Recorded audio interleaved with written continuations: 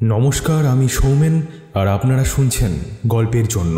এবার থেকে গল্পের জন্যতে আপনারা পাবেন সপ্তাহে 2টো গল্প, রবিবার দুপুর 1টায় এবং বৃহস্পতিবার সন্ধে 8টায়।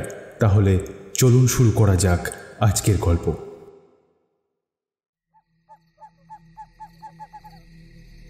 রাতের অন্ধকারে একটু একটু করে একটি মেয়ে এগিয়ে যাচ্ছিল বাড়ির পিছনের দিকে। শিশির হাওয়াটা তার গায়ে এসে লাগছে। সেই হাওয়াতে মাঝে মাঝেই তার খোলা চুলগুলো উড়ছে। একটু ভালো করে লক্ষ্য করলে দেখা যায় মেয়েটার দুটো চোখ বন্ধ। তার মুখটা অদ্ভুতভাবে খোলা রয়েছে। ঠান্ডা হাওয়া তার মুখের ভেতর ঝাপটা দিচ্ছে। তার মুখের এক পাশ থেকে বাইরে বেরিয়ে আসা নাল যেন গালের সঙ্গে ল্যাপটা দিচ্ছে। মেয়েটির কোনো হুঁশ নেই। চোখ বন্ধ করে সে একভাবে এগিয়ে চলেছে সামনে।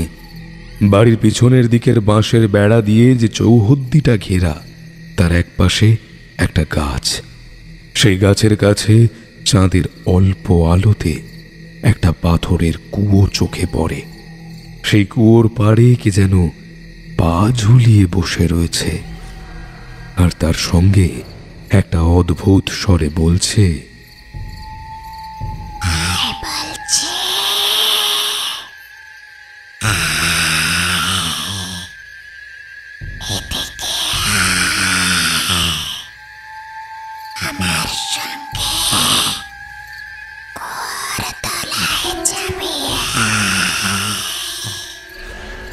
মেয়েটা কিন্তু কোনো কথা বলে না। তার মুখ থেকে একটা অদ্ভুত গোঙানি বেরিয়ে আসে।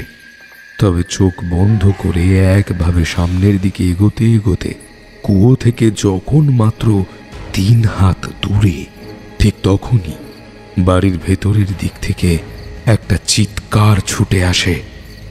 সর্বনাশ! এই তুই কোথায় যাচ্ছিস? কোথায় যাচ্ছিস এত রাতে? কোথায় যাচ্ছিস তুই?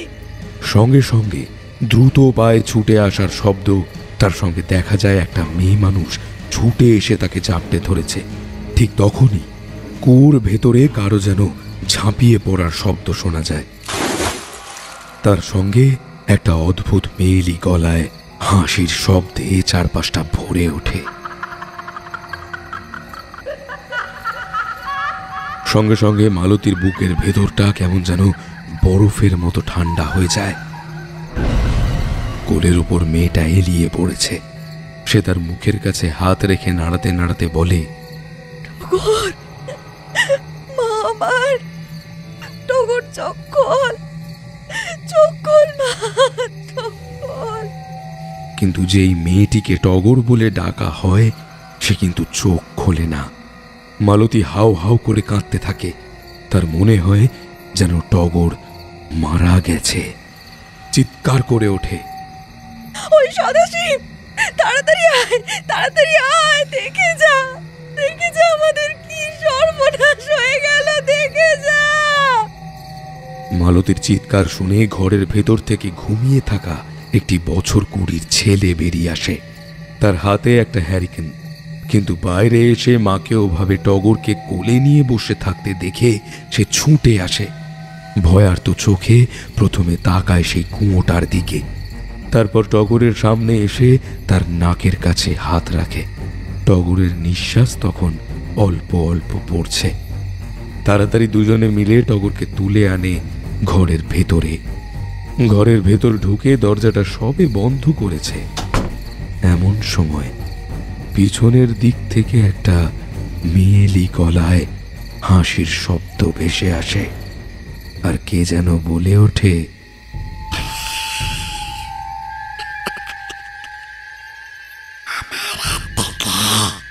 ওকে বাঁচাতে পারবে না, আমি ওকে নিয়ে যাবই। কতদিন আটকে রাখবে? মালতী ঘরে বসে কাঁদতে থাকে। সদাশিব কাঁপা কাঁপা গলায় বলে, তুমি কিছু চিন্তা করো না মা, কিছু একটা ব্যবস্থা ঠিক হয়ে যাবে।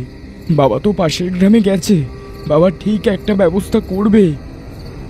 ওরে ওরে, তোর বাবা ফিরে আসার আগে যদি ভালো মন্দ কিছু একটা হয়ে যায়, মেয়েটাকে আর একটু হলেই তো কুয়োর মধ্যে ফেলে দিত। আমি আমি ঠিক সেই সময় বুঝতে পেরে ছুটে গিয়েছিলাম, তাই। কিন্তু ঘরের দরজা তো আমি নিজের হাতে বাইরে থেকে বন্ধ করেছিলাম, তাহলে ঘরের দরজাটা খুলে গেল কি করে? মালতী এবার একটু অবাক হয়। কথাটা মনে করতেই সে ঘরের দরজার দিকে তাকায়, আর তখনই দেখতে পায় ঘরের দরজার বাইরের ছিটকানিটা কখন যেন ভেঙে একপাশে পড়ে আছে। মালতী বুঝতে পারে এই শক্তিকে আটকানোর ক্ষমতা তার একার নেই। গোটা রাত আলো জ্বালিয়ে সদাশিব আর মালতী মিলে টগরের বিছানার পাশেই বসে থাকে। ভোররাত্রের দিকে যখন টগরের ঘুম ভাঙে, তখন সে অবাক হয়ে যায়। এদের দুজনকে দেখে ক্লান্ত গলায় বলে, কি হয়েছে মা? হ্যাঁ রে টগর, হ্যাঁ রে, তোকে আমি বারবার বলেছি না রাতের বেলা ঘর থেকে বেরিয়ে কোথাও যাবি না, বাইরে যেতে হলে আমায় ডাকবি। কিন্তু ঘর থেকে বাইরে গেলি কি করে তুই? আর ঘরের দরজা তো বাইরে থেকে বন্ধ করা ছিল। টগরের বয়স কম নয়, এবছর সে 16 পূর্ণ করেছে। তার বিয়ের জন্য দেখাশোনা চলছে, কিন্তু টগরের কি কারণে যেন বিয়ে হয়ে উঠছে না। সদাশিব একভাবে তাকিয়ে থাকে টগরের মুখের দিকে। টগর কোনো রকমে বিছানার উপর উঠে বসে। মুখটা কেমন যেন রক্ত শূন্য হয়ে গেছে ওর। উঠে বসতে গিয়ে লুটিয়ে পড়ে মালতীর গায়ের উপর। তারপর ক্লান্ত গলায় বলে, আমার কিছু মনে নেই, মাথার ভেতরটা কেমন থক থক করছে, আমায় আরেকটু ঘুমোতে দাও। মালতী তাকে শুইয়ে দেয়, মাথার উপর হাত বুলোতে থাকে। টগর চোখ বন্ধ করা অবস্থায় বিড়বিড় করে বলে, তুমি চলে যাও, আমি যাব না তোমার সঙ্গে, তুমি চলে যাও, ভীষণ অন্ধকার ওখানে, চলে যাও, চলে যাও। বোন কিসের কথা বলছে মা? কোথায় অন্ধকার? সকালের আলো ফুটে গেছে, চারপাশে আলো রয়েছে, তাহলে অন্ধকার কিসের? মালতী অদ্ভুত চোখে জানলা দিয়ে বাইরের দিকে তাকায়। তারপর টগরের দিকে এক দৃষ্টে তাকিয়ে থাকতে থাকতে বলে, কিছু কিছু বুঝে উঠতে পারছি না, কিন্তু কিছু যে একটা হয়েছে তা তো ভালোই বোঝা যাচ্ছে। কাল রাতে আমি কুয়োর ওপরে তাকে বসে থাকতে দেখেছি। তার দুটো চোখ যে দেখবে সে কখনো তাকে ভুলতে পারবে না, কখনো না। সদাশিব জানলা দিয়ে তাকায় বাইরের দিকে। জানালার একটা পাল্লা বন্ধ, অন্য পাল্লার উপরে গড়াদের ফাঁক দিয়ে কুয়োর কাছটা দেখা যায়। ওর এক পাশে ছোট গাছটা। সকালে অল্প হাওয়ায় গাছের একটা পাতা আস্তে আস্তে এগিয়ে যাচ্ছে কুয়োর দিকে। তার পাশেই বাঁশের ভাঙা বেড়া। সদাশিব সেদিকে তাকিয়ে ভাবতে থাকে, কি আছে ওই কুয়োর মধ্যে? কাল রাতে তো সেই হাসির শব্দটা সে নিজেও শুনেছিল। কেনই বা টগর ওই কুয়োর দিকে যাচ্ছিল, আর মা তাকে কেন সব কথা বলছে না?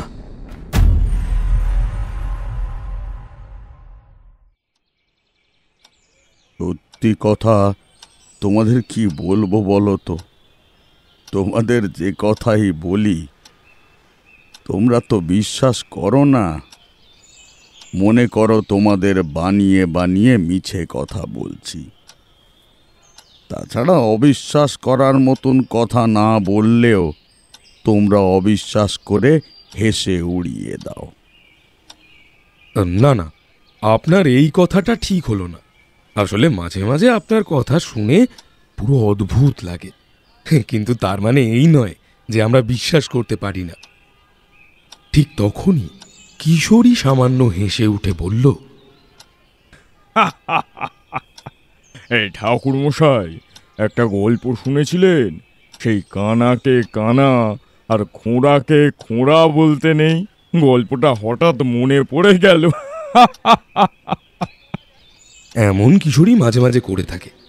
তারানাথ কোনো কারণে ক্ষুণ্ণ হচ্ছে বুঝতে পারলে সে তাকে আরও রাগিয়ে দেয়। কিন্তু তারানাথও ব্যাপারটা বুঝতে পারে, কিন্তু মাঝে মাঝে বোধ হয় তার মেজাজ ঠিক থাকে না। কিশোরীর কথা শুনে তারানাথ বলে উঠল, এই আমি চুপ করে বসলাম, তোমাদের আর আমি কিছু বলবো না। একে তো আমার কথা বিশ্বাস করবে না, তাই নিয়ে আবার হাসাহাসি করবে। তাহলে আমার কাছে গল্প শুনতে আসো কেন বাপু? যাও, ওই তোমাদের অফিসে গিয়ে বসে থাকো আজকের দিনটা। না হলে এই শহরে তো কত লোকজন কত কিছু আছে, সেইখানেই যাও। তারানাথ খুব রেগে গেছে। সিগারেটের প্যাকেটটা তুলে নিয়েছিল, সেটা একপাশে নামিয়ে রেখে তক্তপোষের পাশে দেওয়ালে হেলান দিয়ে সামনের দিকে তাকিয়ে থাকে। আমি কিছু বলতে যাব, তার আগে কিশোরী বলে ওঠে, এই কিন্তু অন্য কোথাও গেলে যে ভালো লাগবে না ঠাকুরমশাই। রবিবারের ছুটির দিনে আপনার কাছে না এলে, আপনার সাথে একটু গল্প না করলে, এই কিংবা দু একটা কথা বলে আপনাকে রাগিয়ে না দিলে যে ভালো লাগে না। আগের সপ্তাহে আপনার কাছে আসতে পারিনি। বিশ্বাস করুন ঠাকুরমশাই, গোটা দিনটা কেমন যেন মনে হয়েছে। এই একটা সপ্তাহ যেন অনেক বড় বলে মনে হচ্ছিল। কিশোরী আর কিছু বলল না। হঠাৎ করে চুপ করে বাইরের দিকে তাকালো। তারানাথ যেন অবাক হয়ে কিশোরীর দিকে তাকিয়ে রইল বেশ কিছুক্ষণ। তারপর একবার গলা খাঁকড়িয়ে বলল, সে তোমরা যাই বলো, তোমরা যে আমার কথা বিশ্বাস করো না তা আমি জানি। আসলে বিশ্বাস করা না করা নিজের ব্যাপার। তাছাড়া এই কলকাতা শহরে এই এত লোকজন, এত আলো, এই সমস্ত কিছুর মধ্যে গ্রামের আসল ব্যাপারটা তোমরা কখনো বুঝতে পারো না। গ্রামের অন্ধকার রাত যে কত ভয়ানক তা তোমরা সহজে যদি বুঝতে পারতে, তাহলে আমার কথায় অবিশ্বাস করতে না। সে যাই হোক, তোমাদের কাছে আমার গল্প বলেও ভালো লাগে, কিন্তু এসব কথা বললে কিন্তু আমি আর গল্প বলবো না। আহা কিশোরী, তুমি এবার চুপ করো তো, আপনি গল্প বলুন। আপনি তো জানেন কিশোরী মাঝে মাঝে এমনটা করে থাকে। সে কিন্তু আপনার সবচেয়ে বড় ভক্ত। সে কিন্তু আপনার কথা অফিসের অনেককেই বলেছে। দেখা যাবে কোনো একদিন দল বেঁধে তারা আপনার সঙ্গে দেখা করতে চলে এলো। তাহলে কিন্তু খুব একটা খারাপ হবে না। একদিন না হয় তোমাদের অফিসের লোকজনদের সঙ্গে দেখা হয়ে গেল। তাছাড়া কোথাও তো বেরোনো হয় না। তোমরা সপ্তাহে একদিন আসো, তাছাড়া ওই দু একজন খদ্দের জমে। তবে এ কথা ভালো যে এ সপ্তাহে বেশ খদ্দের জমেছে। তারানাথের খদ্দের জমতে শুরু করছে আবার নতুন করে। এই মাস কিংবা আগের মাসে যে কদিন এসেছি, প্রতিদিন দেখেছি তার কাছে কেউ না কেউ আসে। আজও তো সকালে যখন এলাম, দেখলাম একজনের সামনে একটা সাদা কাগজে কি সব লেখা, আর একজন একপাশে চুপ করে বসে আছে। তাদেরকে ছেড়ে তারপর তারানাথ আমাদের হাতছানি দিয়ে ডাকলো। তাহলে তো বেশ ভালোই। এই বাড়ির বাইরে দেওয়ালের কাছে যে আপনার নাম লেখা বোর্ডটা সবসময় হেলে থাকে, সেটাকে সোজা করবেন না কেন? কিশোরীর কথায় তারানাথের মুখটা হঠাৎ করে কেমন যেন বদলে গেল। তার মুখে সামান্য একটা হাসি ছিল, সেটা বদলে গিয়ে একবার বাইরের দিকে তাকিয়ে তারপর যেন কথা বদলাবার জন্যই বলল, আজ সকালে একটা কথা মনে হচ্ছিল বারবার। এই যে সকালের দিকে বৃষ্টি এলো, বৃষ্টি হয়ে বাড়ির উঠোন জল জমে গেল।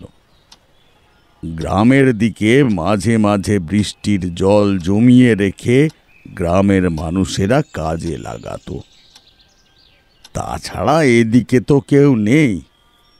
এখানেও বেশ কিছু পুরনো বাড়িতে আমি কুয়ো দেখেছি। সে যাই হোক, কুয়োর জল কিন্তু বেশ ঠান্ডা হয়। তোমরা কুয়োর জলে নিশ্চয়ই স্নান করেছো। কুয়োর জলে স্নান করেছি অনেকবার ঠাকুরমশাই।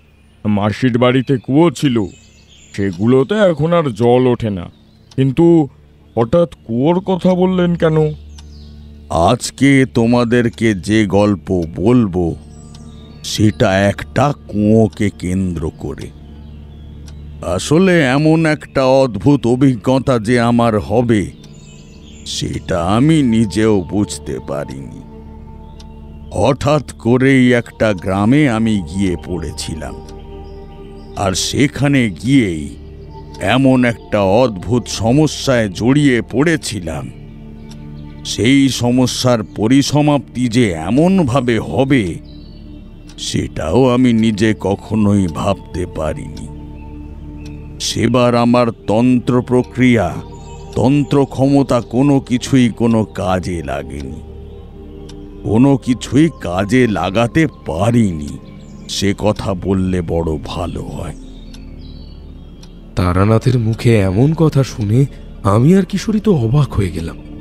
তারানাথ সবসময় তন্ত্রের কথা বলে, অদ্ভুত কিছু বিপদে পড়ে থাকা মানুষকে রক্ষা করার কথা বলে, কিন্তু তারানাথের মুখে আজ এমন একটা কথা শুনে কেমন যেন অদ্ভুত লাগলো। বললাম, কোনো তন্ত্র কাজে লাগাতে পারেননি মানে? ব্যাপারটা তো ঠিক বুঝলাম না। এই কারণেই তো তোমাদেরকে ধৈর্য ধরে বসতে বলি। প্রথমে যে কথা বলতে শুরু করেছিলাম সে কথা বললে আস্তে আস্তে বুঝতে পারতে। আসলে তোমরা শুনতে চাও বিপদের কথা, কোনো মানুষ বিপদে পড়েছে কিংবা কারোর অনেক বড় ক্ষতি হয়েছে সেই কথা। তবে গল্প শুনতে গেলে তো গল্পটাকে গাছের মতো করে শুনতে হয়। প্রথমে একটা বীজ রোপণ করতে হয়, তারপরে আস্তে আস্তে সেই বীজ থেকে কাণ্ড, তারপর ডাল পাতা গজাবে। তোমরা সমস্ত কিছু ছেড়ে প্রথম থেকেই একটা গাছ খুঁজে বেড়াও। তারানাথের যে বয়স হচ্ছে তা মাঝে মাঝে বোঝা যায়। কোনো এক সময় কার কাছে যেন শুনেছিলাম, বয়স হলে মানুষ দার্শনিকের মতো কথা বলে। তারানাথও আজকাল এমনই কথা বলে থাকে। তবে সে কথাটা শেষ করেই আবার বলল, যে গ্রামের কথা তোমাদের বলছি সেই গ্রামে আমি একবারই গিয়েছিলাম। তাও গিয়েছিলাম বড় অদ্ভুতভাবে। তখন মধুসুন্দরী দেবীর সঙ্গে দেখা হওয়ার পরে বাড়ির লোকেরা জোর করে বাড়িতে নিয়ে এসেছে। আমার বিয়ে দেওয়ার জন্যে তোড়জোড় করে চলেছে। তোমাদের তো বলেছিলাম সেই আমাদের গ্রামে পুকুরে ডুবে যাওয়া থেকে একটি মেয়েকে আমি বাঁচিয়েছিলাম। তারপর থেকেই সেই মেয়েটিকে নিয়ে আর আমায় জড়িয়ে গ্রামের লোকেরা অনেক কিছুই বলা বলি করত। আর তাতেই সেই মেয়েটির বাবা আমার বাড়ির লোকের কাছে এসে বারবার তার মেয়ের বিয়ের জন্যে তদবির করত। এবার কিন্তু আমায় বড় চাপাচাপি করল। বাড়ি থেকে সুযোগ বুঝে একদিন হঠাৎ করেই বেরিয়ে পড়লাম। বেশি দূরে যাওয়ার ইচ্ছে ছিল না। বেশ কয়েকদিন বাড়িতে কাটিয়েছি, তাই মনে করলাম 3 গ্রাম দূরে আমার এক বন্ধু জাতি গোছের একজন রয়েছে। বন্ধু বলাটা ঠিক হবে না, তার কারণ তার সঙ্গে আমার সরাসরি কোনো বন্ধুত্ব কিংবা দেখা সাক্ষাৎ খুব বেশি ছিল না। এবার এই বাড়িতে ফিরে আসার পরে তার সঙ্গে একবার দেখা হয়েছিল। সে কি একটা কাজে আমাদের গ্রামে এসেছিল। তখনই আমার কাছ থেকে একটা বিপদের বিধান নিয়ে গিয়েছিল। তার বাড়ির কথা এবং সমস্ত কিছু সে আমায় বলেছিল। সেই মতো বাড়ি থেকে বেরিয়ে তার বাড়ির ব্যাপারে আর একটু খোঁজ নিয়ে সোজা বাড়িতে গিয়ে উপস্থিত হলাম। যার বাড়িতে গিয়েছিলাম তার নাম কৃষ্ণমোহন। সে তো আমার এমন অবস্থা দেখে অবাক। বলল, আরে কি ব্যাপার তারনাথ, তুমি এ সময় এখানে? বড় সমস্যায় পড়ে তোমার কাছে এসেছি। বেশি কিছু নয়, এই আমায় একটা রাত তোমার বাড়িতে থাকতে দাও। কাল সকালেই আমি যেদিকে দু চোখ যায় চলে যাব। বেশ, বুঝতে পেরেছি তোমার কথা। আমি যা শুনেছি আমি জানতাম তোমায় বাড়িতে বেশি দিন আটকে রাখতে পারবে না কেউ। কিন্তু ওই মেয়েটির কি হবে? তার সঙ্গে তো তোমার বিয়ের কথা একেবারে পাকা। ওসব কথা একদম বলো না। ওসব কথা আমি এখন শুনতে চাই না। এখন তো মাঝে মাঝে মনে হয় কেন সেদিন মেয়েটাকে জলে ডুবে যাওয়া থেকে বাঁচিয়েছিলাম। তা না হলে তার জীবনটা এমন হতো না। আমি না বাঁচালে অন্য কেউ বাঁচাতো। তোমার মনঃসংযোগ বিঘ্নিত হতে শুরু করেছে। না হলে তুমি এমন কথা বলতে না। এতদিন বাড়িতে থেকে বোধহয় মনের সামান্য পরিবর্তন হচ্ছে। তুমি একটা কাজ করো, দুদিন আমার বাড়িতে থাকো, তারপরে না হয়। কৃষ্ণমোহন আরো কিছু বলবে, ঠিক তার আগেই বাড়ির বাইরে থেকে আরেকজন এসে ঢুকল। পরনে ধুতি, মাথার উপর একটা ছাতা, মাথায় মাঝারি চুল, গায়ের রং একটু কালোর দিকে, পরনে সাধারণ একটা পাঞ্জাবির মতো পোশাক। কিন্তু তার মুখটা দেখে মনে হলো লোকটা ভীষণ চিন্তায় পড়েছে। আমরা অবাক হয়ে তার দিকে তাকালাম। কৃষ্ণমোহন বলল, আরে বসন্ত, তুমি এখানে? এসো এসো এসো। বুঝতে পারলাম লোকটির নাম বসন্ত। সে কোনো রকমের ছাতাটা বন্ধ করে দাওয়ার এক পাশে রেখে এগিয়ে এলো কৃষ্ণমোহনের দিকে। তারপর তার হাত জড়িয়ে ধরে কাঁদো কাঁদো গলায় বলল, কৃষ্ণমোহন, বড় বিপদে পড়েছি, আমায় উদ্ধার করো। তোমার জানাশোনা কোনো তান্ত্রিক, গুণিন কিংবা। ততক্ষণে আমার দিকে ভালো করে দেখেনি। এবার আমার দিকে খেয়াল করতে আমার খালি গায়ে জড়িয়ে রাখা লাল রঙের একটা কাপড় দেখে বোধহয় একটু ভাবনায় পড়ল। দেখুন, আপনার বিপদটা কি সেটা আমি বুঝতে পারছি না, তবে আপনার পরিবারের কারুর কিছু একটা হয়েছে।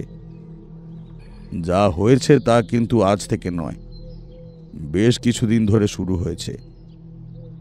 তবে কেন জানি না মনে হচ্ছে এই সব কিছুর আসল সূচনা কিন্তু অনেক বছর আগে হয়ে গেছে। আমার কথায় সে অবাক হয়ে আমার দিকে তাকালো। আমি তাকে অবাক করার জন্যে কিন্তু কথাগুলো বলিনি। আসলে সে বড় বিব্রত হয়েছিল কোনো একটা কারণে।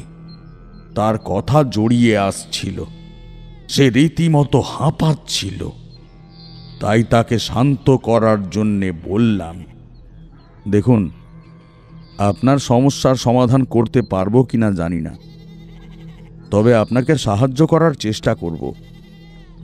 আপনি যে তান্ত্রিক কিংবা সাধু, ওঝা এসব খুঁজে চলেছিলেন, আমি সে সমস্ত কিছু অল্প অল্প জানি। তবে আপনি প্রথমে বসুন, আমার সমস্ত কিছু ভালো করে খুলে বলুন তো। এই কৃষ্ণমোহন, একটু জল নিয়ে এসো। কৃষ্ণমোহন জল আনতে গেল। তার সঙ্গে সঙ্গে কৃষ্ণের বউও বাইরে বেরিয়ে এলো। বুঝতে পারলাম কৃষ্ণমোহনের পরিবারের সঙ্গে এই বসন্ত নামের লোকটি বেশ পরিচিত। সে আমার দিকে অবাক হয়ে তাকিয়েছিল। ঢক ঢক করে জল খেয়ে খানিকটা শান্ত হলো। ধুতির খোর দিয়ে কপালের ঘাম মুছে বসে খানিকটা ধাতস্থ হবার পর বলল, তা আমার মেয়েটাকে বোধহয় আর বাঁচাতে পারবো না। আমার মেয়েটাকে আমার বাড়ির পিছনের কুয়ার ভেতর থেকে কিছু একটা রাতের অন্ধকারে ডাকে। আমায় দুদিন সে কথা সে বলেছিল, কিন্তু আমি তখন বিশ্বাস করিনি। আসলে আসলে জমি জমা, চাষের কাজ, এই সমস্ত কিছু নিয়ে সারাদিন ব্যস্ত থাকার পরে আর ওসব নিয়ে শুধু শুধু কথা বলতে ভালো লাগে না। কিন্তু কাল রাতে যা হয়েছে তারপরে তো আর আমি এসব কথা হেসে উড়িয়ে দিতে পারি না। কাল রাতে আমি যা দেখেছি আপনারা দেখলেও ভয় পেতেন। তুমি চিন্তা করো না বসন্ত। এই যে তারানাথ, এ কিন্তু একজন বড় সাধক। সে অনেক তন্ত্র সাধনা করেছে। গ্রামে একবার একজন বড় বিপদে পড়েছিল, বুঝলে? সেই বিপদ থেকে উদ্ধার হতে তাকে সাহায্য করেছিল এই তারানাথ। তাছাড়া তোমায় বললাম না, আমার বাড়িতে কিছুদিন ধরে কিছু একটা সমস্যা হচ্ছিল, সে কাজেও তারানাথ কিন্তু উদ্ধার করেছে। তুমি চিন্তা করো না বসন্ত, ও তোমায় সাহায্য করবে। বাড়িতে যে কুয়োর কথা আপনি বলছেন, সে কুয়ো কি ব্যবহার করা হয়? মানে ব্যবহার করার মতো জল সেখানে আছে? ওই কুয়োটা ব্যবহার করা হয় বেশ কয়েকদিন ধরে, কিন্তু এখন সেটার ব্যবহার আর করা হচ্ছে না। তার কারণ ওই জলে কেমন একটা গন্ধ আর কেমন যেন ঘোলাটে জল উঠছে। তাই ওই কুয়ো ব্যবহার না করে আমার বউ গ্রামের দিঘি থেকে জল আনে। আচ্ছা, কোন গ্রাম থেকে এসেছেন আপনি? আমি এসেছি হরিপুর গ্রাম থেকে। হরিপুর গ্রাম? সেই হরিপুর গ্রাম থেকে এখানে আসতে পায়ে হেঁটে হলেও প্রায় 6 ঘন্টার বেশি লাগার কথা। অবাক বিস্ময়ে তার পায়ের দিকে তাকাই। লক্ষ্য করলাম তার পায়ে এখানে ওখানে কেটে গেছে হাঁটু পর্যন্ত। এবার তার হাঁপানো আর ক্লান্ত হয়ে যাওয়ার আসল কারণটা বুঝতে পেরেছিলাম। সব বুঝতে পেরেছি, কিন্তু এভাবে তো আপনাকে নিয়ে আবার হরিপুরে যাওয়া যাবে না। একটা কাজ করা যাক, আজকের রাতটা আপনি এখানে থেকে যান, কাল না হয় যাওয়া যাবে। আজকে আমি থাকবো কি করে? আজ রাতে যদি আবার কিছু হয়? দেখুন, আমার মন বলছে আজ রাতে কিছু হবে না। আপনার বাড়িতে নিশ্চয়ই আপনার বউ এবং আরও কেউ আছে, তারাই আপনার মেয়েকে রক্ষা করতে পারবে। আপনার আজ রাতে এখানে থাকা প্রয়োজন। তাছাড়া আপনার বাড়ির বিপদ কাটানোর জন্য আপনার সুস্থ থাকা দরকার। এতটা হেঁটে এসে আবার যদি আপনি যেতে চান, তাহলে আপনার শরীর খারাপ হতে পারে। আচ্ছা, একটা গরুর গাড়ির ব্যবস্থা করা যাবে? সকালে হলে যেত, কিন্তু এখন তো সবাই যে যার মতো বেরিয়ে পড়েছে। তবুও আমি দেখি। একটানা এতটা কথা বলে তারানাথ চুপ করে আবার একটা সিগারেট তুলে নিয়ে ধরালো। তারপর ধোঁয়া ছাড়তে ছাড়তে বলল, কৃষ্ণ দুপুর পর্যন্ত গরুর গাড়ির চেষ্টা করল, কিন্তু দুপুর পেরিয়ে বিকেল হয়ে যাবার পরেও কোনো লাভ হলো না। এদিকে বসন্তর শরীর খারাপ হতে শুরু করেছিল। কাল রাতের প্রচণ্ড ভয় আর এতটা পথ হেঁটে আসা, সমস্ত কিছু মিলিয়ে তার যে জ্বর আসবে সেটা আমি আগেই বুঝতে পেরেছিলাম। গ্রামের কবিরাজকে দিয়ে ওষুধ আনিয়ে তাকে খাওয়ানো হলো। সে রাতে আমাদের আর ফেরা হলো না। পরদিন সকাল সকাল গরুর গাড়ির ব্যবস্থা করে আমি, কৃষ্ণমোহন, বসন্ত 3 জন গাড়িতে উঠে বসলাম। যাওয়ার আগে কৃষ্ণমোহন বলল,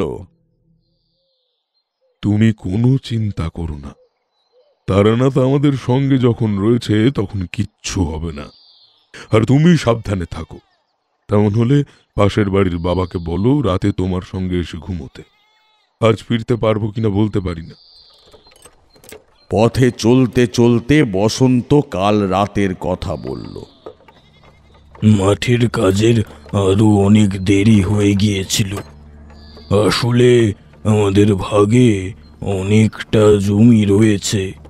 চাষের কাজ আমি নিজে করি না, অন্যকে দিয়ে করাই।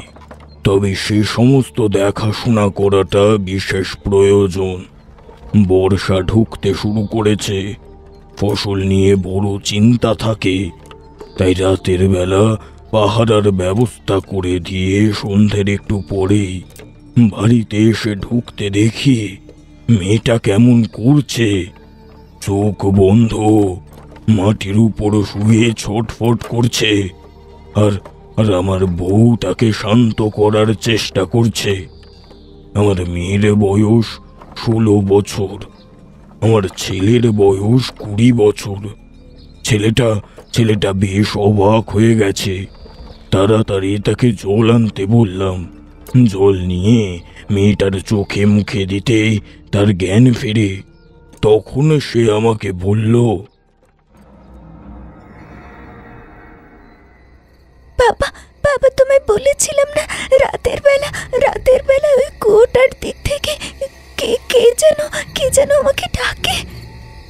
কতবার বলেছি তোমায়, বলেছি এই সমস্ত কথা বলতে নেই। ওখান থেকে কেউ তোমায় ডাকবে কি করে? ওখানে কেউ নেই। এতদিন ধরে আমরা এখানে রয়েছি, কখনো কিছু দেখিনি, তাহলে এখন হঠাৎ তুমি বিশ্বাস করো বাবা, ওখানে সত্যি কেউ আমাকে ডাকে। মেয়েটার কথা তুমি কেন বিশ্বাস করছো না?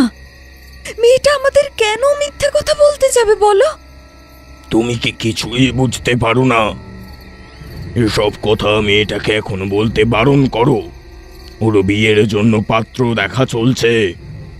এই সময় যদি কেউ জানতে পারে এমন সব কথাও বলে, তাহলে মেয়েটার বিয়ে দেওয়া সম্ভব হবে না। কিন্তু তবুও শুধু শুধু মিথ্যে কথা বলতে যাবে কেন? আমারই ভুল হয়েছিল। একবারও তার কথা আমি কোনোদিনও ভালোভাবে শুনিনি।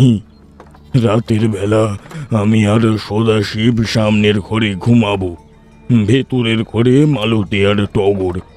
কৃষ্ণমোহন, তুমি তো আমার বাড়িতে গিয়েছো, ঠাকুর মশাই যায়নি তাকেই বলি।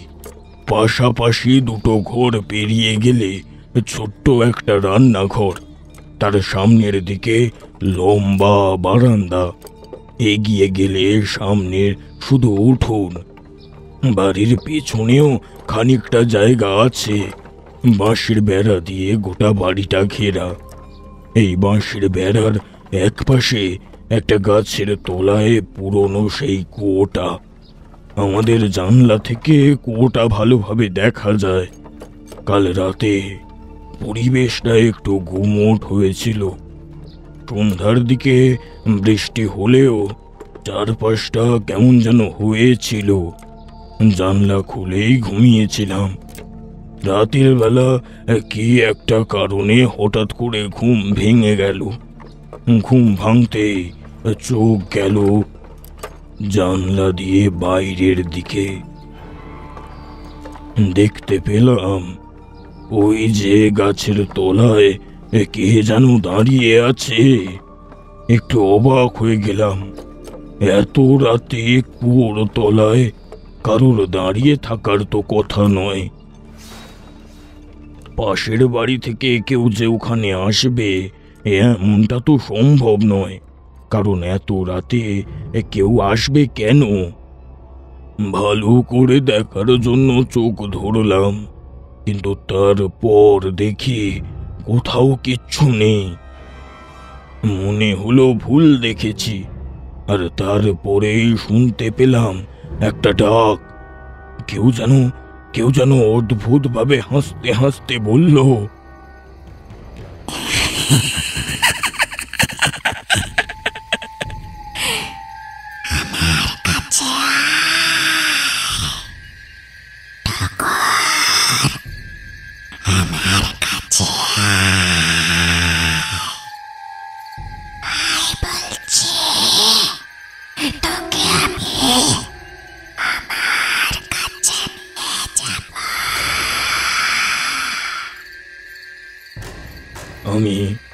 আমি অবাক হয়ে তাকিয়ে রইলাম বাইরের দিকে। কোথাও কিচ্ছু দেখতে পাচ্ছি না। আমার পাশেই শুয়ে রয়েছে আমার ছেলে সদাশিব।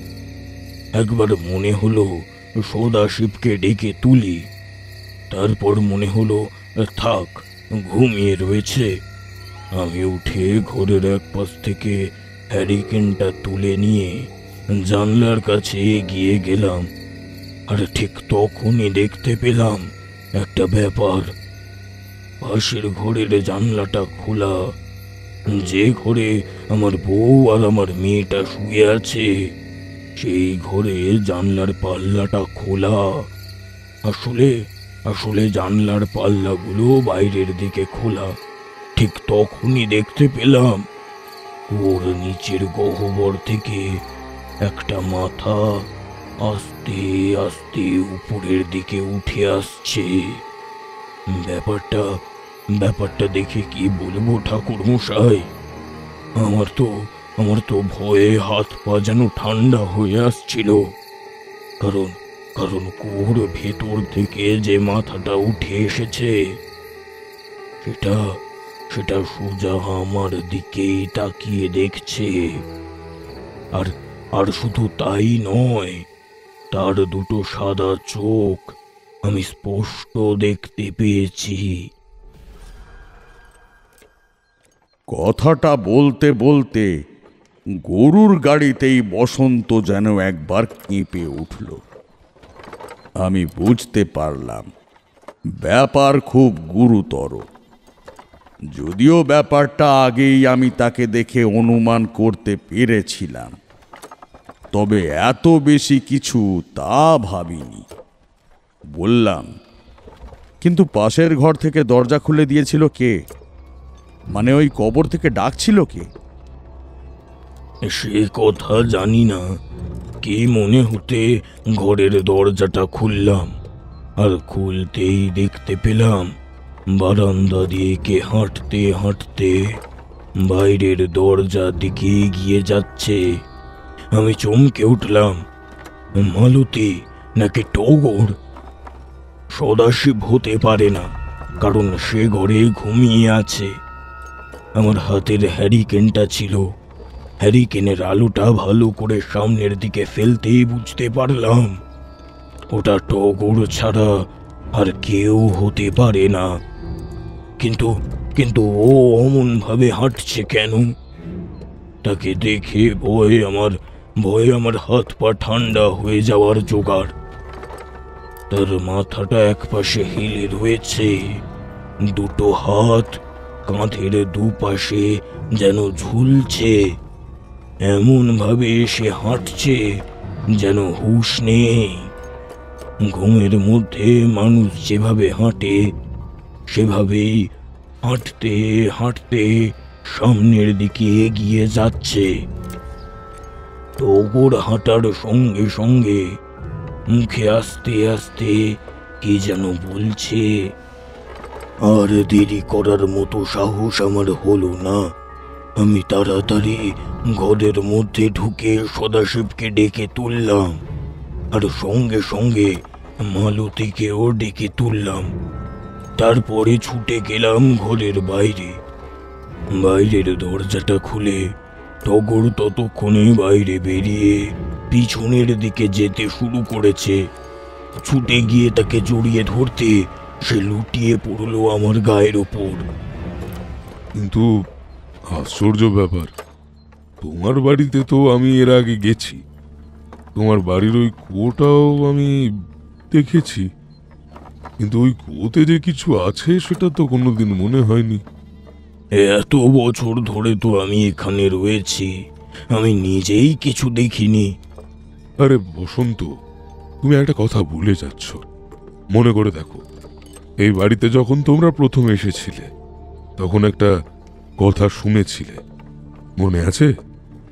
হঠাৎ করে যেন বসন্তের কিছু মনে পড়ে গেছে, এমন ভাবে বলল। হ্যাঁ, মনে পড়েছে। কিন্তু তার সঙ্গে কি ওই কুয়োটার সত্যি সত্যি কোনো সম্পর্ক আছে? আরে হতেও তো পারে, সে ব্যাপারে তো ভালোভাবে কিছুই জানা যায়নি। এখন এসব কথা থাক, বরং আগে বাড়িতে চলো। এই তারানাথ, কিছু বুঝলে? অশুভ কোনো শক্তি যে এসব কিছু করছে, সে সম্মোহন করে টগরকে ডেকে নিয়ে যেতে চাইছে। কিন্তু প্রথম কথা হলো, বাড়িতে এত লোক থাকতে টগরকে কেন সে বারবার নিয়ে যেতে চাইছে? আর দ্বিতীয় কথা, হঠাৎ এতদিন পরে কেন? আচ্ছা, তোমার বাড়িতে কি এর মধ্যে কিছু ঘটেছে, এমন কিছু যা স্বাভাবিক নয়? কিংবা এর মধ্যে তোমার বাড়ির আশেপাশে কোনো তান্ত্রিক, সাধু, এই ধরনের কাউকে দেখতে পেয়েছিলে? আমি তো বেশিরভাগ সময় বাড়ির বাইরে থাকি। এসব কথা আমার বউ মালতী বলতে পারে। বাড়ি চলুন আগে, বাড়িতে গিয়ে না হয় এসব নিয়ে সমস্ত কথা হবে।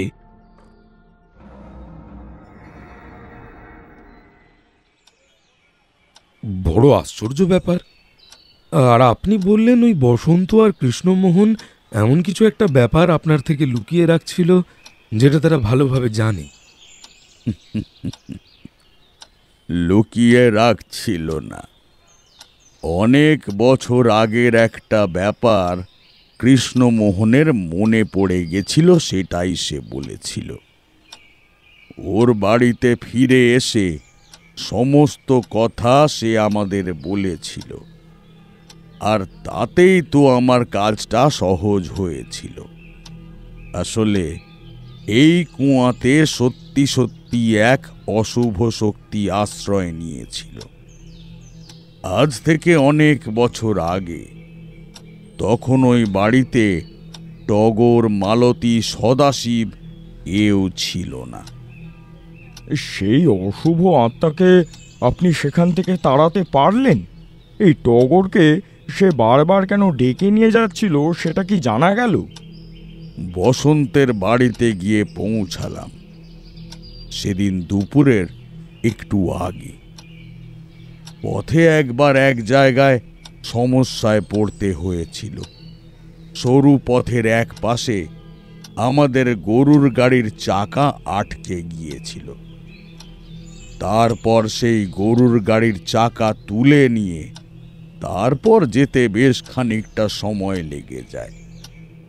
আমরা যখন সেখানে গিয়ে পৌঁছেছি, টগর তখনও বিছানায় শুয়ে রয়েছে, ক্লান্ত তার শরীর। আমরা গরুর গাড়ি থেকে নেমে বাড়িতে চৌহদ্দির মধ্যে ঢুকতে যাব, এমন সময় আমার যেন মনে হলো ওই বাড়ির পেছনের দিকের ওই কুয়োটার কাছে গাছতলায় কিছু যেন একটা আছে। সে এক আশ্চর্য ব্যাপার, তোমাদের ভালোভাবে বলি ব্যাপারটা।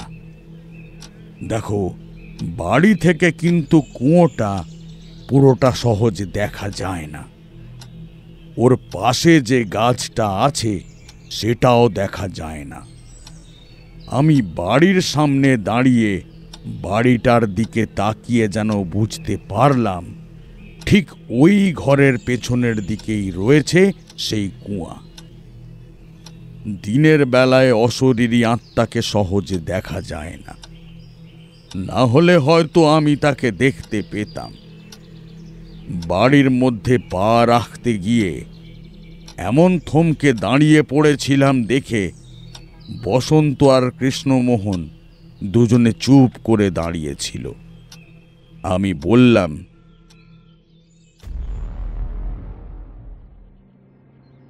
তোমাদের বাড়িতে কেউ কিছু করেছে, না হলে এমনটা হওয়ার কথা নয়। কিন্তু কে কি করবে ঠাকুর মশাই? আমাদের বাড়িতে কেউ কিছু করবে এটা আমরা জানতে পারবো না। ওহো, কেউ কিছু করলে তা সহজে জানতে পারা যায় না। যখন তার কাজ হয় তখনই একমাত্র জানতে পারা যায়। এখানে বলে রাখা ভালো, বসন্ত, আমি, এমনকি কৃষ্ণমোহন, এদের মধ্যে বয়সের পার্থক্য খুব একটা বেশি নেই। সে আমায় তাকে তুমি করে সম্বোধন করতে বলেছিল, তবে অনেকবার বলার পরেও সে আপনি থেকে তুমি আসেনি। তাহলে তাহলে কি করা যাবে তারানাথ? উপায় একটা আছে, তবে সে কথা এখন বলবো না। তোমরা সবাই ঘরের ভিতরে যাও, আমি ঘরের পেছনে সেই জায়গাটা একবার দেখে আসি, তারপরে মেয়েটিকে আমার কাছে নিয়ে আসবে। তারা ঘরের ভেতরে চলে গেল। মালতী আর সদাশিব দরজার কাছে এসে দাঁড়িয়েছিল। কি যেন বলল তারা, কিন্তু সে কথা আমার কানে এলো না। আমি বাড়ির এক পাশের বাঁশের বেড়া ধরে পেছনের দিকে এগিয়ে চললাম। বেশ খানিকটা দূর থেকেই দেখতে পেলাম কুয়ো আছে, আর তখনই সেই অদ্ভুত গন্ধটা আমার নাকে এসে লাগলো। আর বুঝতে বাকি রইল না, নিশ্চয়ই এখানে কেউ কোনো গোপন ক্রিয়া করেছে। তার জন্য ওই কুয়োর মধ্যে থাকা যে কোনো অশরীরই হোক, সে আবার জেগে উঠেছে। না হলে এমনভাবে তো জেগে ওঠার কথা নয়। সামনে গিয়ে কুয়োটার মধ্যে ঝুঁকে পড়লাম। অনেকটা নিচে জল দেখা যায়, তবে এতটা নিচে সেই জল তোলা খুব একটা সহজ নয়। তো যেমন থাকে, একটা মোটা কার্ড ওর দুপাশ থেকে উঠে এসে ওপরের দিকে একসাথে যুক্ত হয়েছে। সেই দড়ির সঙ্গে একটা বাঁধা বালতি এক পাশে একটা আংটায় ঝুলিয়ে রাখা। আমি বালতিটা তুলে নিলাম, তারপর নিচে কুয়োর মধ্যে ফেলে দিলাম। বেশ খানিকটা নিচের দিকে যাবার পরে বালতিটা নিচের জলের সঙ্গে ধাক্কা দিল। না, জল আছে, কিন্তু তাহলে বসন্ত কেন বলল যে এই জল খাওয়া যায় না? আমি বালতিতে খানিকটা জল তুললাম। সেই জলটা কেমন ঘোলাটে, আর জলের মধ্যে কেমন যেন অদ্ভুত গন্ধ। অনেক সময় জল ঘোলাটে হয়ে যায়, তলা থেকে বালি কিংবা মাটি মেশানো জল উঠে আসে, কিন্তু তেমন নয়। জলটা ঠিকই আছে, তবে তার মধ্যে কেমন যেন একটা কালচে ভাব। বুঝতে পারলাম এই কুয়োর জলের সঙ্গেও কোনো অশুভ কিছু মিশে গেছে। গাছের দিকে তাকিয়ে দেখছি, এমন সময় পিছন দিকে সদাশিবের গলা শুনতে পেলাম। এখানে এখানে কাল রাতে ওকে আমরা দেখতে পেয়েছি সাধু বাবা, তার হাসির শব্দ শুনতে পেয়েছি। দয়া করে আমাদের বাঁচান, দয়া করে আমাদের বাঁচান, না হলে ও আমার বোনকে নিয়ে যাবে। তাকে এক ঝলক দেখেই বুঝতে পারলাম এই হলো বসন্তর ছেলে সদাশিব। তার সঙ্গে বসন্তের মুখের বেশ অনেকটা মিল আছে। চিন্তা করো না, তোমার বোনের কিচ্ছু হবে না। আমায় একটা কথা বলো তো, এই যে এই ব্যাপারটা কবে থেকে শুরু হয়েছে? সপ্তাহখানেক আগে থেকে শুরু হয়েছে। ওই যেদিন আমাদের বাড়িতে একটা ভিখারি এলো, আমি মাকে বললাম চোখ দুটো কেমন যেন, লোকটা আমাদের বাড়িতেই এসেছে। আমি পথে হাঁটতে হাঁটতে আসছিলাম, দেখলাম সে ওই গ্রামের বাইরের দিক থেকে হাঁটতে হাঁটতে এদিকেই আসে, কারোর বাড়িতে গেল না। অথচ বাড়িতে এসে শুনলাম সে আমাদের বাড়িতে এসেছে। তখনই মনে হচ্ছিল কিছু একটা যেন হবে। ওই লোকটার চোখ দুটো ভালো ছিল না, আর তারপর থেকেই বোন এমনটা শুরু করে। কিন্তু তুমি বললে তুমি কাল রাতে কিছু দেখেছ এবং শব্দ শুনেছ। তার মানে শুধু তোমার বোন নয়, তোমরাও দেখতে পাচ্ছ। কাল রাতে আমি আর মা দুজনেই দেখেছি, কিন্তু এর আগে আমরা কিন্তু কিছুই দেখতে পাইনি। বোন দেখতে পেয়ে ভয় পেত, চিৎকার করত, মাঝে মাঝে ঘর থেকে বেরিয়ে যেত ঘুমের মধ্যে। সদাশিবের কথাগুলো বেশ আত্মপ্রত্যয়ের সঙ্গে আমার কানে এসে লাগছে। বুঝতে পারছি একটু একটু ভয় পেলেও সে ভাঙেনি, এখনো শক্ত কঠিন হয়ে রয়েছে। বোনের জন্যে তার বড় চিন্তা হয়েছে। বললাম, বেশ, আজ রাতে আমি এখানেই থাকব। আজ রাতে আমি দেখব ওই কুয়োতে কি আছে। আমার কথাতে সদাশিব খুব একটা ভরসা পেল তা কিন্তু মনে হলো না। এগিয়ে এসে একবার কুয়োর ভেতরের দিকে তাকালো, আর ঠিক তখনই তার চোখটা যেন একবার কেঁপে উঠল। মনে হলো কুয়োর ভেতরে তাকাতে সে কেমন ভয় পেয়েছে। তারপর ব্যাপারটা সামলে নিয়ে সে আবার চলে গেল সামনের দিকে। আমি আর কিছুক্ষণ এদিক ওদিক দেখে তারপরে ঘরে গিয়ে ঢুকলাম।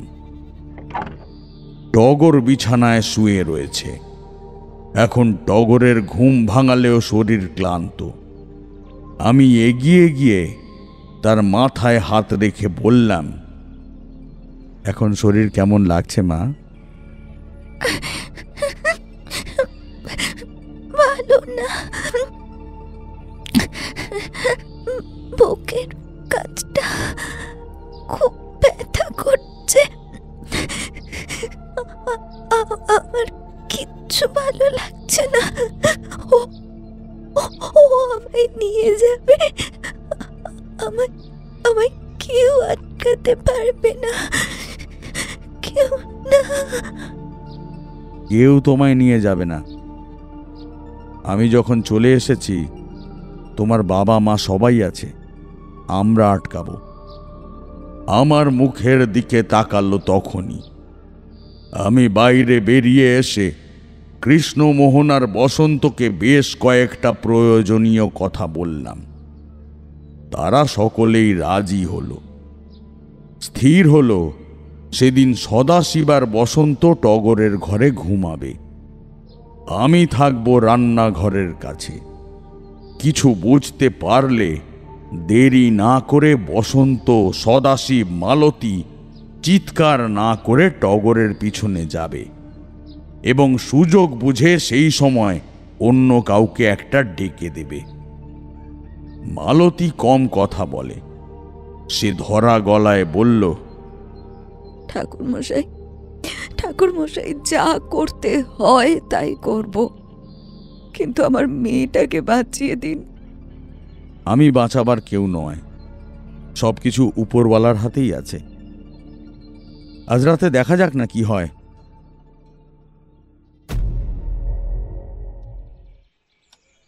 একটানা এতটা কথা বলে তারানাথ চুপ করে আবার একটা সিগারেট তুলে নিয়ে ধরালো। তারপর ধোঁয়া ছাড়তে ছাড়তে বলল,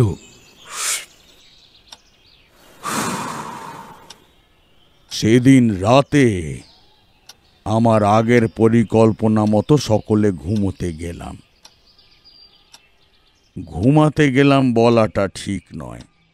আসলে সে রাতে যে ঘুম হবে না সেটা ভালোই বুঝতে পারছিলাম। রান্নাঘরের কাছে মোটা একটা বস্তা পেতে আমাদের বসার ব্যবস্থা হয়েছিল।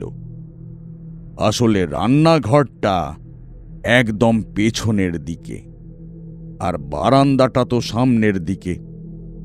যদি টগর বারান্দা দিয়ে হেঁটে যায়, আমরা সেখানে থাকলে তার অসুবিধে হবে, সে হেঁটে যাবে না। সেই কারণে এই ব্যবস্থা। তবে এর মধ্যে একটা ব্যাপার ঘটেছিল, এই ব্যাপারটা তোমাদের বলা দরকার। বাড়ির চারপাশে ঘুরে বেড়াচ্ছিলাম, আর ঘুরে বেড়াতে বেড়াতে হঠাৎ করে মনে হলো বারবার বাইরের দিকে যে রাস্তাটা, সেই রাস্তার কাছে কে যেন দাঁড়িয়ে এই দিকেই তাকিয়ে দেখছে। সন্দেহ হতে আমি বাইরের বড় গেটের কাছে এগিয়ে গেলাম, আর তাতে সে সেখান থেকে সরে পড়ল চট করে। বুঝতে পারলাম না, তবে এটা বোঝা গেল কেউ একজন দাঁড়িয়ে বাড়ির ভেতরের দিকে লক্ষ্য করছিল। সে কথা আর কাউকে বললাম না। নিজের মতো রান্নাঘরের কাছে এসে অপেক্ষা করলাম অনেক রাত পর্যন্ত। এক সময় একটা পায়ের শব্দ আর তার সঙ্গে হ্যারিকেনের আলো দেখতে পেলাম। দেখি সদাশিব এসে দাঁড়িয়েছেন, তার চোখে মুখে ভয়। সাধু বাবা, বোন আবার বেরিয়ে পড়েছে। বাবা ঘুমোচ্ছে, আমি বাবাকে ডাকলাম কিন্তু বাবা উঠল না। মা আমার ঘরের দরজা এসে ধাক্কা দিতে দরজা খুলে আমি আপনাকে ডাকতে এসেছি। মা বোনের পেছনে গেছে। আমি কথাটা শোনার জন্যে অপেক্ষায় ছিলাম। সঙ্গে সঙ্গে আমি আর কৃষ্ণমোহন উঠে দাঁড়িয়ে বেরিয়ে এলাম বারান্দা দিয়ে। তারপর বাইরের দিকে এগিয়ে একটা হাত তুলে মালতীকে থামতে বললাম। মালতী একটু পরে এগিয়ে যাচ্ছে সামনের দিকে। বুদ্ধিমতী মেয়ে সে, আমার কথা মতো একদম কাছে যায়নি, দূর থেকে অনুসরণ করছে। এগিয়ে গেছে টগর। আর তখনই কুয়োর দিকে তাকাতেই অবাক হয়ে গেলাম। চাঁদের আলোটা কুয়োর ওপরে এসে পড়েছে। তাছাড়া একভাবে সেদিকে তাকিয়ে থাকার জন্যেই হোক কিংবা অন্য কোনো কারণেই হোক, সব কিছু স্পষ্টভাবে দেখা। কুয়োর পাথরের দেওয়ালের ওপরে ভেতর দিক থেকে বেরিয়ে এসেছে দুটো হাত। সে হাতের লম্বা লম্বা নখগুলো কুয়োর পাথরের গায়ে ঘষা খাচ্ছে। শুধু তাই নয়, সরু কালো কুচকুচে হাত দুটো যেন সাপের মতো কুয়োর গায়ে একবার এপাশে একবার ওপাশে সরছে। আর তার সঙ্গে সঙ্গে শুনতে পেলাম সেই হাসির শব্দটা।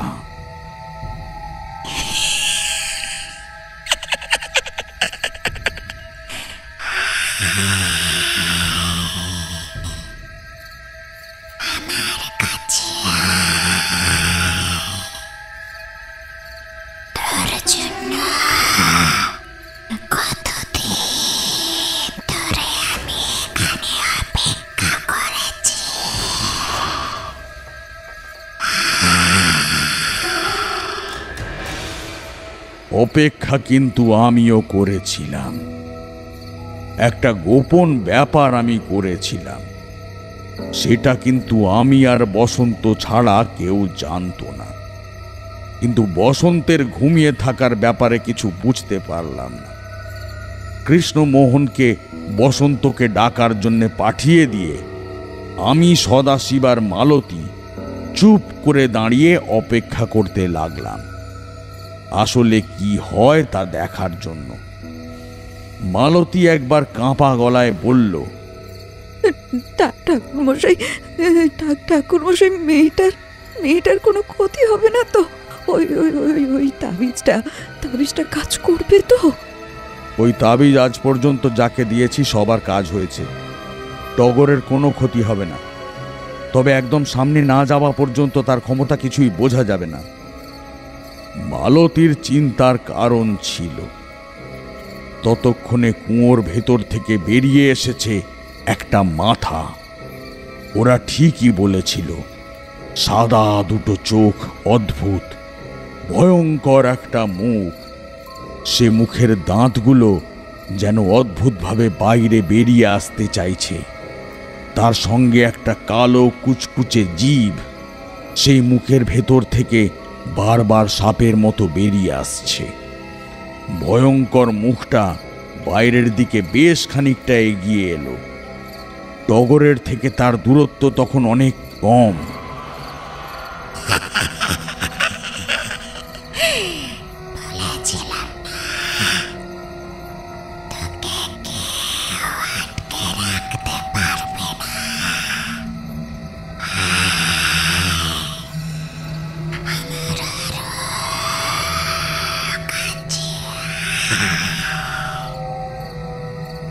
যখন কালো ভয়ঙ্কর হাতটা এবার টগরের গায়ে লেগেছে, অমনি সঙ্গে সঙ্গে একটা ভয়ঙ্কর চিৎকার করে সেই মূর্তিটা ছিটকে গেল পেছনের দিকে।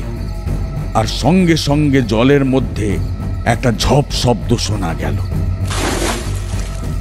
তারপরেই ভেতর থেকে সে বলে উঠল,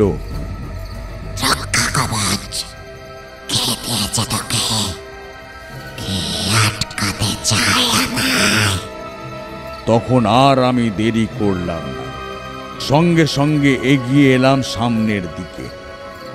টগরের কোনো ক্ষতি সে করতে পারবে না সে ব্যাপারে নিশ্চিত হয়ে গেছি যখন, আর লুকিয়ে থেকে লাভ নেই। এগিয়ে এসে গম্ভীর গলায় বললাম, আমি দিয়েছি রক্ষা কবচ তোমার হাত থেকে বাঁচানোর জন্য, তুমি ওর ক্ষতি করতে চাও কেন?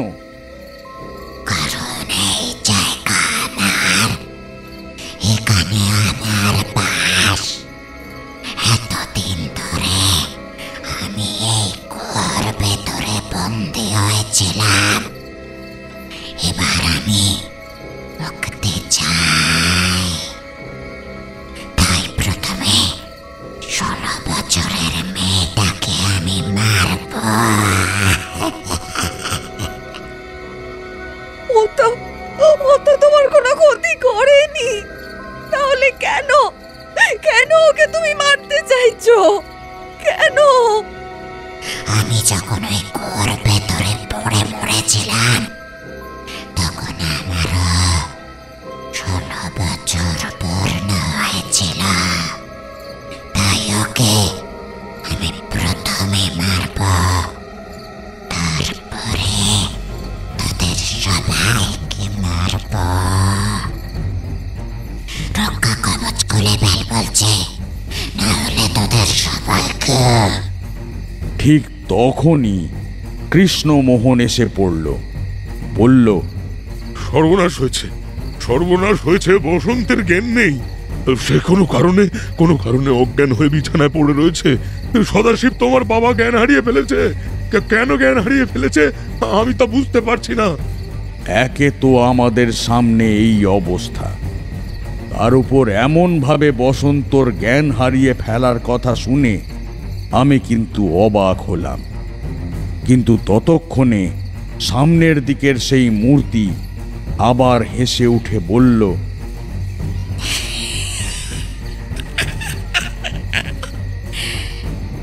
শাস্তি তো পেতেই হবে। আমি শাস্তি দিয়েছি যে, এখন ওকে আমি নিয়ে যাব। খুলে ফেলো রক্ষা কবচ, সঙ্গে সঙ্গে সেই মূর্তি ছিটকে এলো উপরের দিকে, হাওয়ার সঙ্গে যেন এগিয়ে গেল সামনের দিকে। আর তখনই আমাদের চোখের সামনে মালতী ধপ করে মাটির উপর পড়ে গেল। সর্বনাশ, এর আবার কি হলো?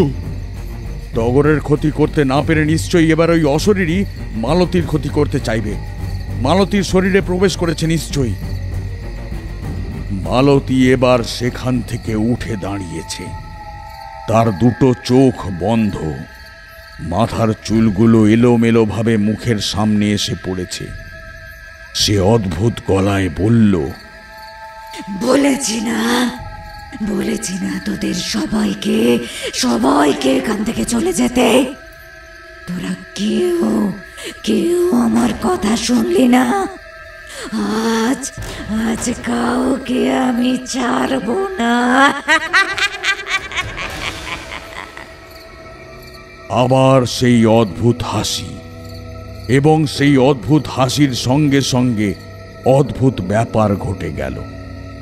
দেখতে পেলাম সদাশিব আস্তে আস্তে আমাদের থেকে পেছনের দিকে সরে যাচ্ছে। কৃষ্ণমোহন তার কাছে এগিয়ে যাওয়ার আগে সদাশিব দৌড়ে গিয়ে ঝাঁপিয়ে পড়ল সেই কুয়োর ভেতরে। একটা চিৎকার, আর তার একটু পরে জলের মধ্যে তার পড়ার শব্দ। কৃষ্ণমোহন ভয় পেয়ে গিয়েছিল। সে আমার দিকে তাকিয়ে বলল, এগুলো এগুলো কি হচ্ছে তারানাথ? এগুলো কি হচ্ছে? আমি তো কিছুই বুঝতে পারছি না। আমি বুঝতে পারছি। আমাদের চোখের সামনে যেগুলো হয়ে চলেছে সেগুলো আসলেই কোনো সাধারণ ব্যাপার নয়। তোমার মনে আছে, এই বাড়িতে আমরা যখন এসেছিলাম তখন ঘরের দরজা বন্ধ ছিল, কেউ কোথাও নেই, অথচ আমরা কাউকে ডাকাডাকি করার আগেই ঘরের ভেতর থেকে সকলেই যেন বাইরে বেরিয়ে এসেছিল। কিন্তু তার মানেটা কি? তার মানে আমরা এখানে আসার আগেই যা হবার তা হয়ে গেছে। আমাদের চোখের সামনে যারা ছিল তারা আসলে মানুষ নয়। কোনো একটা অদৃশ্য মন্ত্র বলে তারা আমাদের চোখের সামনে এক ভ্রম সৃষ্টি করেছিল, কিন্তু আমরা তা ধরতে পারিনি।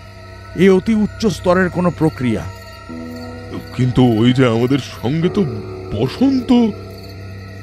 একমাত্র বসন্ত আমাদের সঙ্গেই ছিল, আর সেই কারণেই প্রথমেই সে মারা গেছে।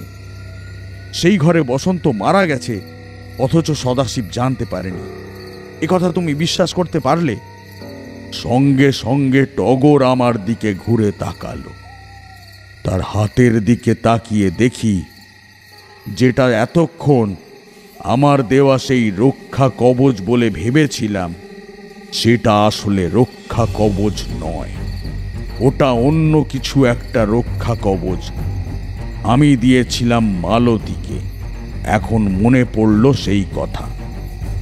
বিকেলের দিকে যখন মালতীকে রক্ষা কবচ দিয়েছিলাম, তখন কিন্তু মালতী সেটা নিজের হাতে পরেনি। আমায় বলেছিল তার কাপড় পরিষ্কার নয়, তাই আমি যেন রক্ষা কবচ ঘরের এক পাশে রাখি, সে তুলে নেবে। তখন কিছু মনে হয়নি, তবে এখন সব বুঝতে পারছি। সঙ্গে সঙ্গে বাতাসে মালতীর গলা ভেসে এলো। কাল রাতেই যা হবার হয়ে গেছে ঠাকুর মশাই। কাল রাতে আমাদের তিনজনকেও মেরেছে। আমরা অনেকবার বলতে চেয়েছিলাম আপনাদের, কিন্তু কিছুই বলতে পারিনি। সব কিছুই ওদের ক্ষমতাতেই চলছে। আসলে আমাদের বাড়ির ওপর কারা যেন কালো জাদু করেছিল, আর তার প্রভাবেই কুয়োর ভেতরে বন্দি থাকা আজ থেকে অনেক বছর আগের এক অশরীরী বাইরে বেরিয়ে আসে। কাল রাতে আমরা সবাই মারা গেছি, কিন্তু উনি বাইরে ছিলেন বলে উনি বেঁচে গিয়েছিলেন, তাই ওনাকে বাঁচাতে চেয়েছিলাম। প্রথম যখন আপনারা এই বাড়িতে এলেন, তখন ওনাকে বারবার বলেছিলাম সে কথা, কিন্তু উনি আমার কথা কিচ্ছু বুঝতে পারেননি, কিচ্ছু না। আমি খুব বেশি অবাক হইনি এমন দৃশ্য দেখে। আমি এর আগেও দেখেছি, কিন্তু কৃষ্ণমোহন ভয় পেয়েছিল। তার দুটো চোখ বিস্ফোরিত হয়ে গিয়েছিল।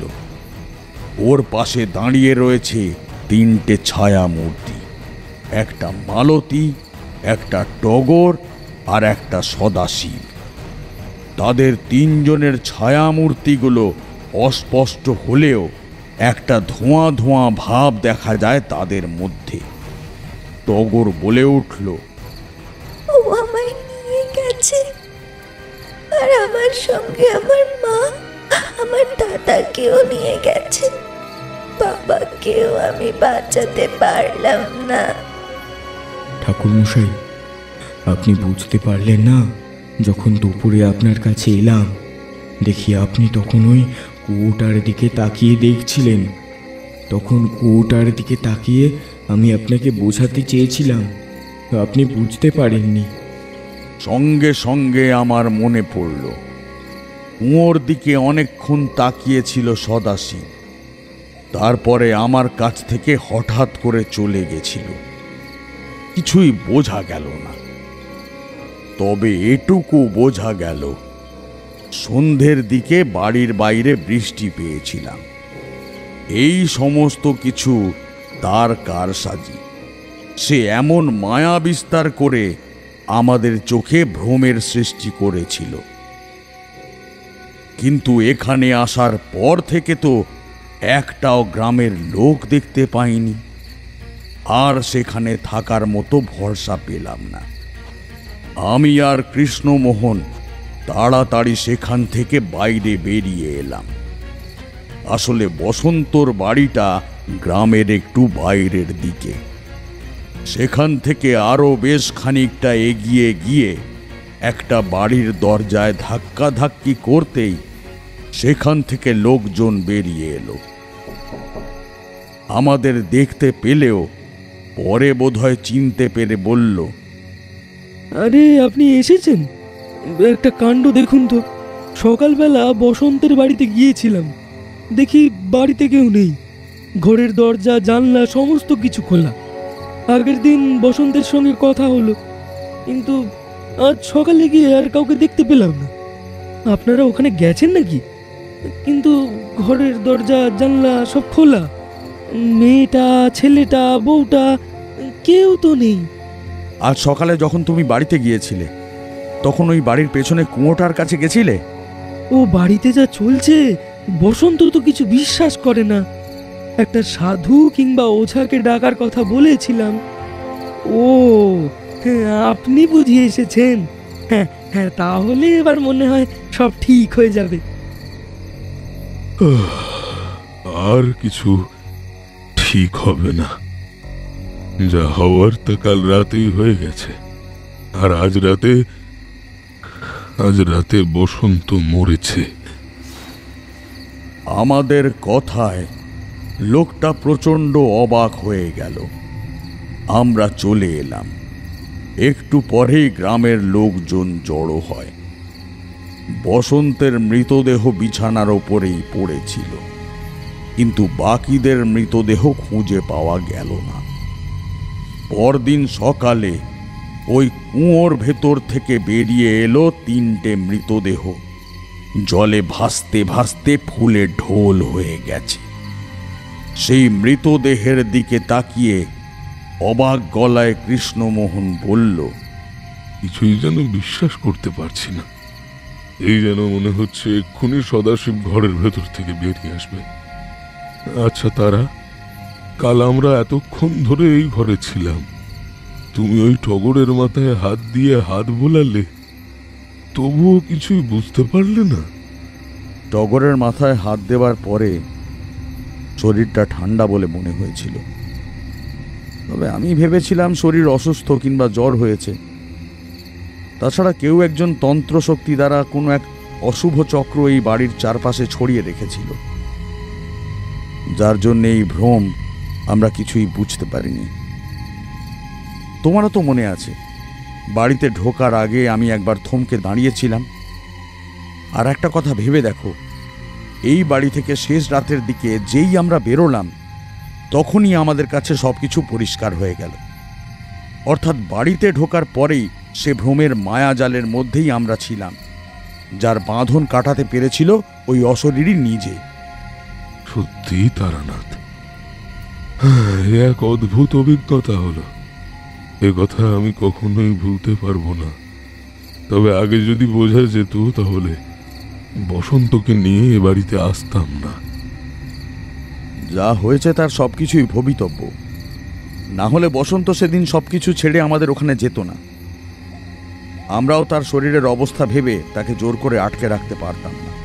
যেভাবেই হোক, এখানে আসার একটা গরুর গাড়ির ব্যবস্থা পর্যন্ত হয়ে যেত।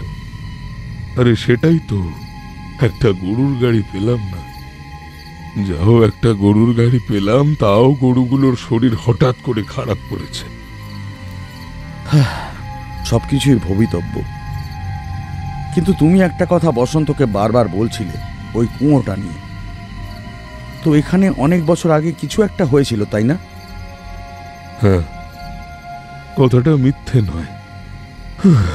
আসলে যখন এখানে বসন্ত প্রথম আসে, তখন বসন্তের বিয়ে হয়নি। তখন বসন্তের বয়সও অনেকটা কম। বসন্তের বাবা মা এবং সে এখানে এসেছিল। তখন থেকেই বসন্তের সঙ্গে আমার সামান্য পরিচয় হয়েছিল। এই বাড়িটা বসন্তের বাবা কারোর কাছ থেকে কিনে নিয়েছিল। আবার এই বাড়িতে যারা থাকতো তাদের 16 বছরের একটা মেয়ে ছিল। মেয়েটা ছিল বড় দুরন্ত, কারোর কথা শুনতো না, যখন যেখানে খুশি চলে যেত। একদিন রাতের বেলা ঘর থেকে বেরিয়ে সে কোনোভাবে এই কুয়োটার মধ্যে পড়ে যায়।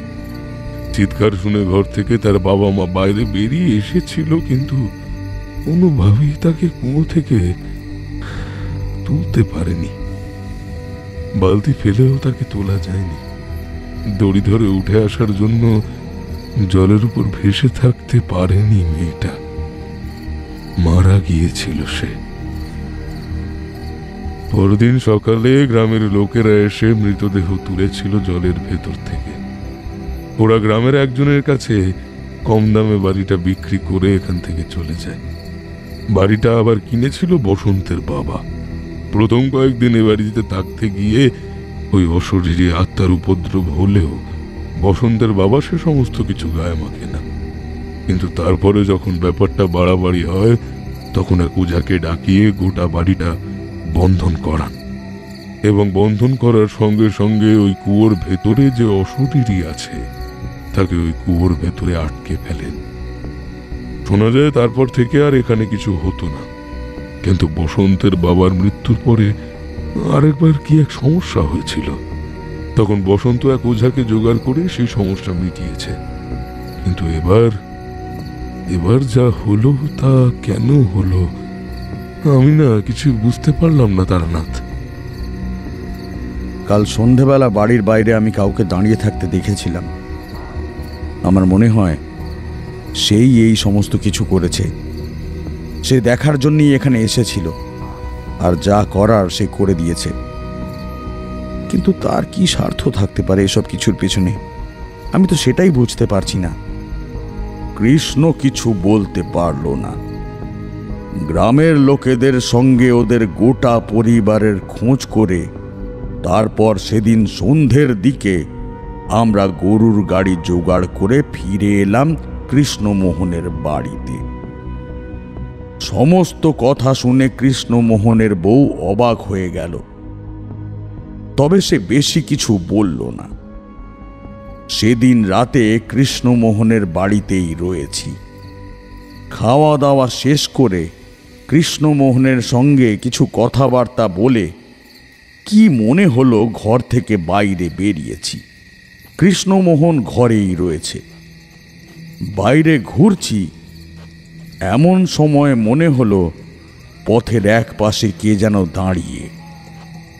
কৃষ্ণমোহনের বাড়ির সামনের দিকে ছোট একটা পথ, তারপরে ধানের জমি। সে ধানের জমির একদম প্রান্তে কেউ একটা দাঁড়িয়ে আমার দিকে তাকিয়ে দেখছে যেন। এবার আমার কেমন যেন রাগ হলো, কেমন যেন মনে হলো সেদিন সন্ধেবেলা বসন্তর বাড়ির সামনে যাকে দাঁড়িয়ে থাকতে দেখেছিলাম, আজ যেন আমার থেকে মাত্র কয়েক হাত দূরে আধো অন্ধকারের মধ্যে সেই দাঁড়িয়ে আছে। মনে হলো এর জন্যেই সব কিছু হয়েছে বসন্তের বাড়িতে। আজ থেকে অনেক বছর আগে চাপা পড়ে থাকা কুয়োর মধ্যে কোনো এক অশরীরীকে জাগ্রত করেছে, যার ফলে মালতী, টগর আর সদাশিবের মৃত্যু, এবং সবচেয়ে বেশি আমাদের উপস্থিত থাকাকালীন বসন্তের মৃত্যু সব কিছু হয়েছে। এর জন্যে গলার স্বর চড়িয়ে শান্তভাবেই বললাম, কে কে তুমি? কেন এই সমস্ত কিছু করেছো? কেন একটা গোটা পরিবারকে এভাবে চোখের সামনে শেষ করে দিলে? সে কিন্তু কোনো উত্তর করল না, চুপ করে দাঁড়িয়ে রইল। আমি ততক্ষণে হাঁটতে হাঁটতে আর একটু সামনের দিকে এগিয়ে গেছি। সে তখন স্থির হয়ে সেখানে দাঁড়িয়ে আছে। আমি বুঝতে পারছিলাম সে হয়তো কোনো উচ্চ স্তরের সাধক, কিংবা কোনো কিছু যার মায়াজালের ক্ষমতা আছে। মায়াজাল ছাড়া এমন দৃশ্য কেউ তৈরি করতে পারে না। তুমি যেই হও না কেন, আমি জানতে চাই এই সমস্ত কিছু কেন তুমি করেছো, আর তুমি কে? আমি কে তা তুমি কখনোই জানতে পারবে না, কিন্তু তোমার চোখের সামনে যা সমস্ত কিছু ঘটেছে তা জানার অধিকার তোমার আছে। আসলে ও বাড়িতে যা হয়েছিল তার সমস্ত কিছু একটা ভ্রম ছিল। বসন্তকে মারার জন্য এই সমস্ত কিছু আমায় করতে হয়েছে। তবে মনে রেখো, এই সমস্ত কিছু অকারণে নয়। অকারণে কোনো কিছু হয় না। যা হয়েছে তার পেছনে একটা মস্ত বড় কারণ রয়েছে। সে কারণ তুমি কখনো জানতে পারবে না, কারণ আজকের পর আমার সাথে তোমার আর কখনোই দেখা হবে না। তবে এক মুহূর্তের জন্য মনে হয়েছিল তুমি আমায় ধরতে পেরেছ। তুমি যে আমায় দেখতে পেয়েছিলে তা কিন্তু সবার সাধ্য নয়। তার মানে নিশ্চয়ই আপনি কোনো এক উচ্চ স্তরের সাধক। মায়াজাল এমনভাবে যে বিচার করতে পারে তার ক্ষমতা কম নয়।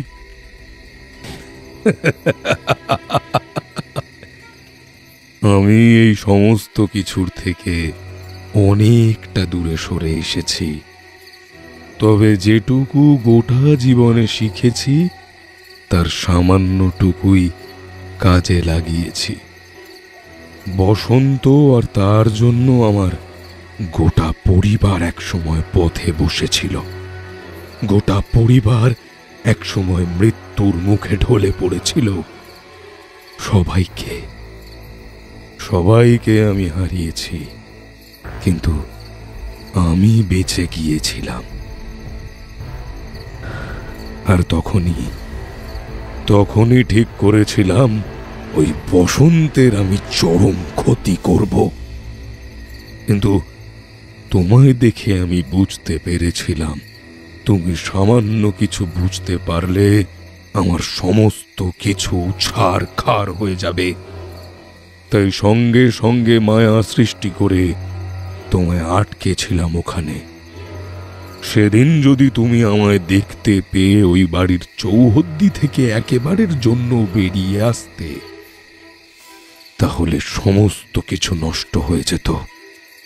কিন্তু যা হবার তা তো হবেই। আমার সময় হয়ে গেছে, আর আমি থাকতে পারবো না। কেন জানি না মনে হচ্ছে আপনি এখানে নেই। আসলে আপনি এই মুহূর্তে অন্য কোথাও আছেন, সেখান থেকে আমার সঙ্গে কথা বলছেন। তুমি ঠিকই বলেছ। আমি এখন অনেক দূরে একটা গ্রামের শ্মশানের কাছে বসে রয়েছি। ধ্যানে বসেই আমি তোমার সঙ্গে যোগাযোগ করছি। কাল তুমি আমায় যখন দেখতে পেয়েছিলে তখনও আমি এভাবেই এসেছিলাম। তুমি এবার আমায় বিদায় দাও। বসন্ত এবং তার পরিবারের ব্যাপারে বেশি জানার চেষ্টা করো না। কিছু জানতে পারবে না, কারণ তাদের ব্যাপারে কেউ কিছুই জানে না। তবে এ কথা মনে রেখো, এতে তোমার কোনো দোষ নেই। সমস্ত কিছু তোমার হাতে নেই, বুঝলে তারানাথ? এরপরে সেই ছায়া মূর্তি অদৃশ্য হলো। আমি আস্তে আস্তে ঘরে এসে ঢুকলাম।